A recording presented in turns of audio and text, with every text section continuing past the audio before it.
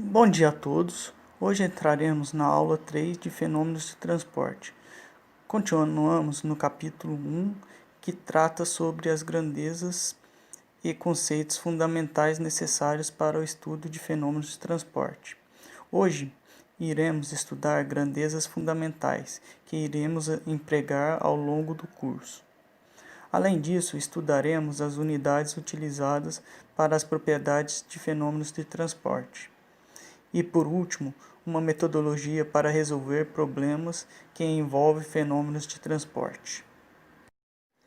Este item é o 1.8, Conceitos Fundamentais. O primeiro conceito que precisamos saber é de pressão. Pressão é definida como sendo as forças aplicadas em um ponto do fluido. Estas pressões são representadas apenas pelas magnitude da pressão, pois a pressão é a mesma em todas as direções no ponto do fluido. Essas forças que agem sobre a superfície do ponto do fluido são sempre normal à sua superfície. O valor da magnitude de pressão é igual à força aplicada a uma pequena área. Temos três definições de pressão: pressão atmosférica, absoluta e relativa. A pressão atmosférica é a pressão que o meio ambiente exerce naquele local de medição. Exemplo, medição ao nível do mar é de 1 atm, ou 101.325 pascal. Ao irmos para uma região de altitude maior que ao nível do mar, a sua pressão diminui. Dessa forma, em regiões montanhosas, temos uma pressão menor com relação ao nível do mar. A pressão absoluta é a pressão total que o fluido sente, ou seja, é a soma da pressão ambiente mais relativa. E a pressão relativa é a diferença da pressão absoluta e atmosférica. Muitos medidores medem a pressão relativa, por ser de mais fácil montagem e mais barato. Então, ao medirmos algo em pressão relativa, é só lembrar de somarmos mais a pressão atmosférica para fornecer a pressão absoluta. Quando a pressão relativa é positiva, essa pressão também é conhecida como pressão manométrica. E se a pressão for negativa, a pressão é conhecida como pressão vacométrica. Algumas vezes conhecemos o tipo de medidor, daí sabemos se precisamos somar com a pressão atmosférica ou subtrair. As pressões atmosférica e absoluta têm como a pressão de referência o zero absoluto, ou seja, não existe valor para estes dois parâmetros negativo. Já a pressão relativa tem a pressão de referência à pressão atmosférica, assim podendo haver pressões com o sinal positivo ou negativo. O slide também demonstra as unidades que podem encontrar de pressão na engenharia e as conversões de unidades. No sistema internacional, a pressão é fornecida em Pascal. Este slide é um exemplo de como utilizar corretamente os vários tipos de pressão. No próximo slide está a solução deste exemplo.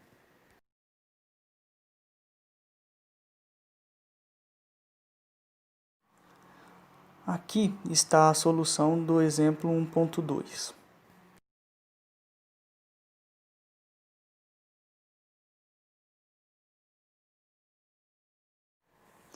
Neste slide temos mais duas definições importantes a se ter em mente. O primeiro delas é calor. A primeira coisa que precisamos saber é que calor é uma transferência de energia que acontece na fronteira do sistema. Para que exista esse tipo de transferência de energia, o sistema e a sua vizinhança têm que estar com valores diferentes de temperatura. Enquanto existe diferença de temperatura, existe transferência de energia por calor. O calor somente termina quando a temperatura do sistema e da vizinhança são iguais. Agora, vamos definir trabalho. Trabalho também é uma transferência de energia que ocorre na fronteira do sistema. Porém, a sua diferença é que, do ponto de vista termodinâmico, essa energia resulta no levantamento de um peso na parte externa do sistema, ou seja, um movimento mecânico, e o trabalho acaba quando a parte externa do sistema não levanta mais um peso.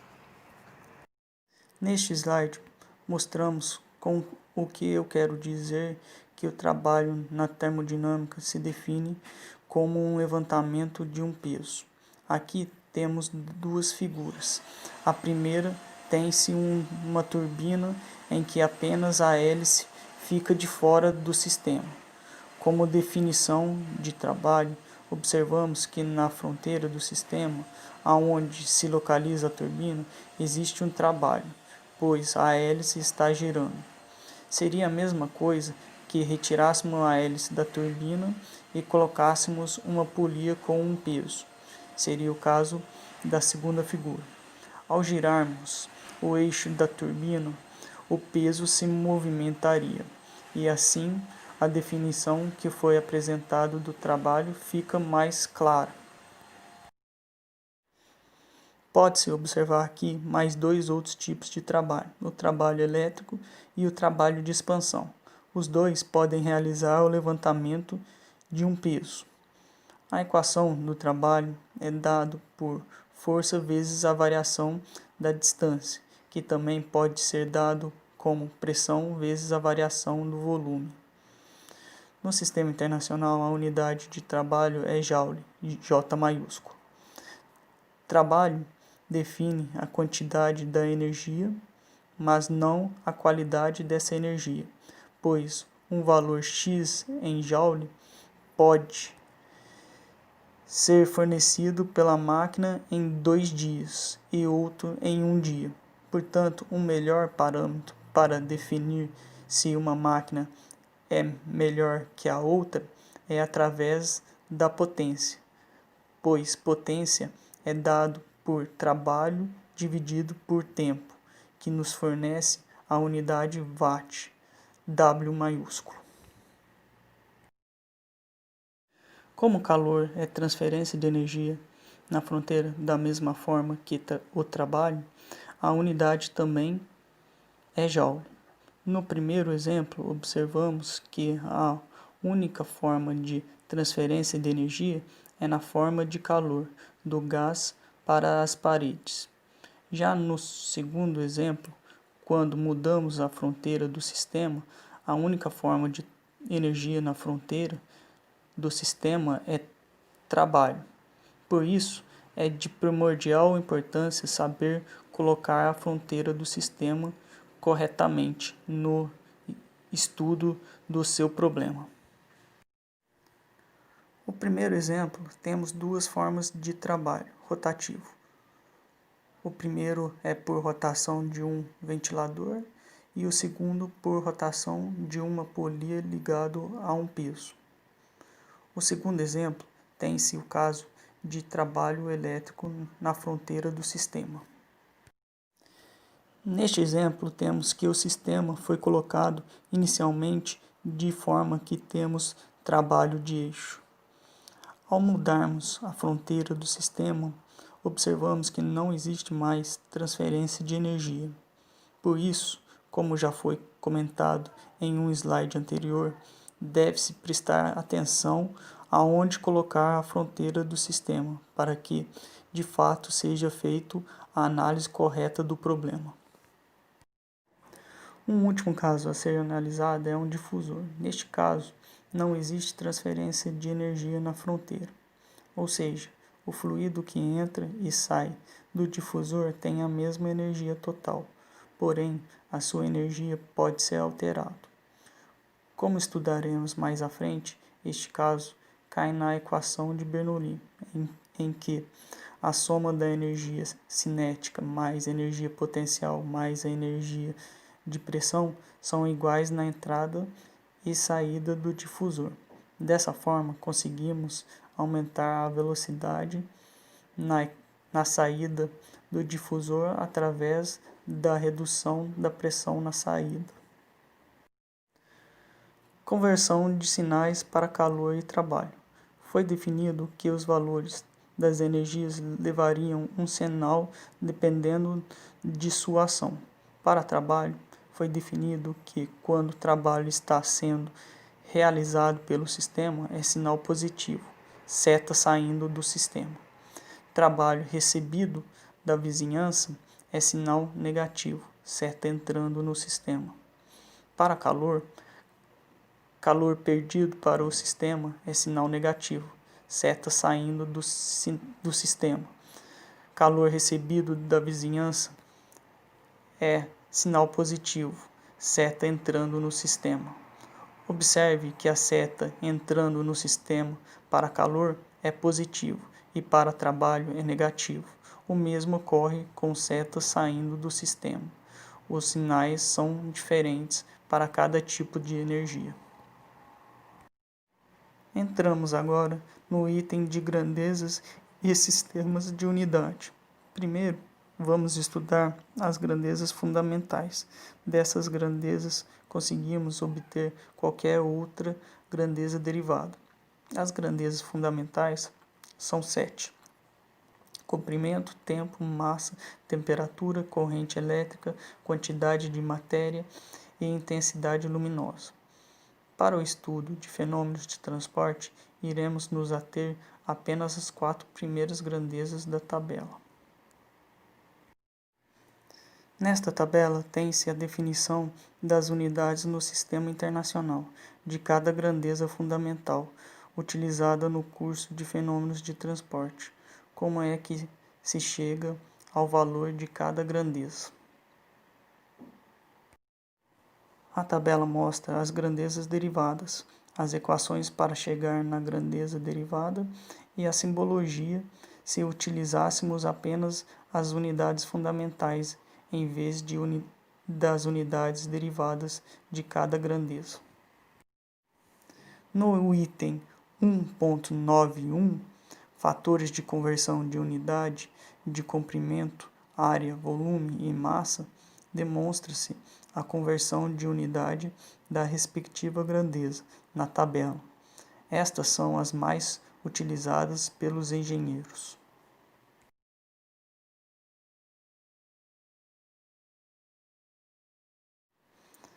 Nesta tabela temos a conversão de unidade de pressão, força e energia.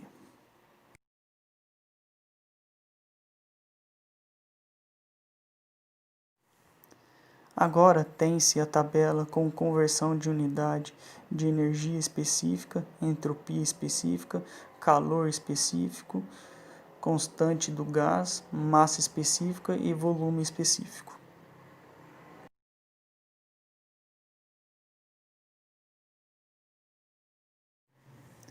E por último, a conversão das seguintes unidades: potência, velocidade e temperatura.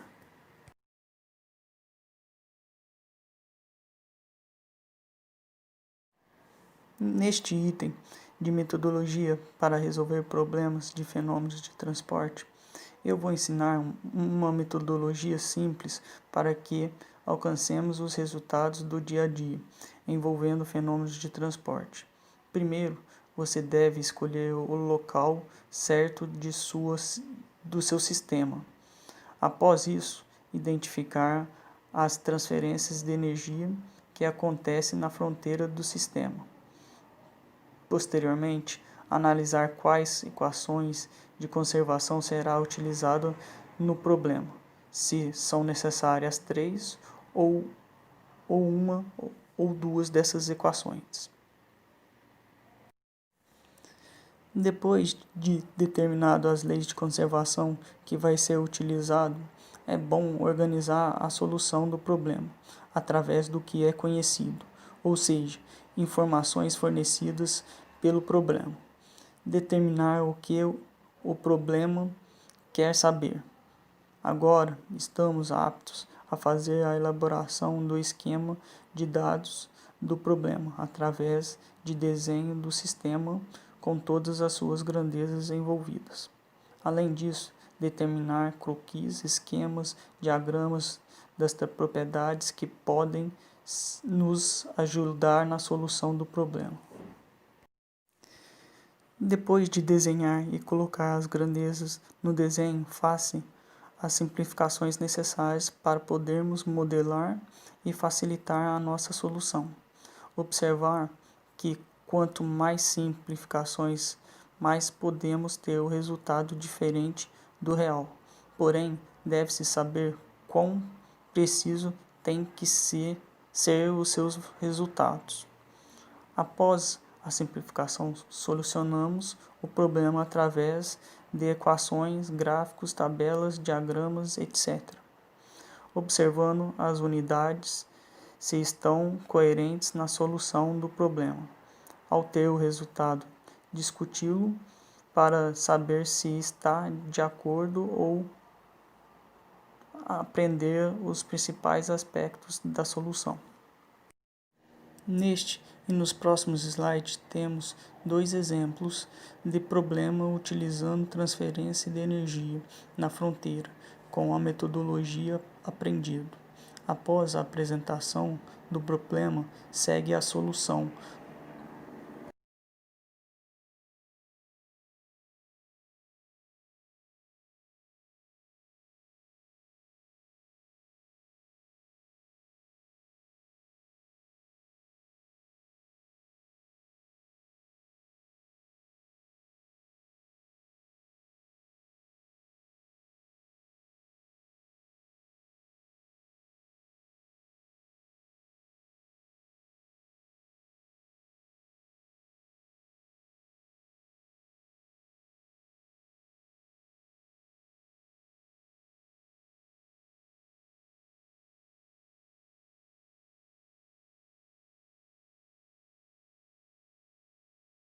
Chegamos ao fim de mais uma aula. Qualquer dúvida, entre em contato por e-mail. E até a próxima aula.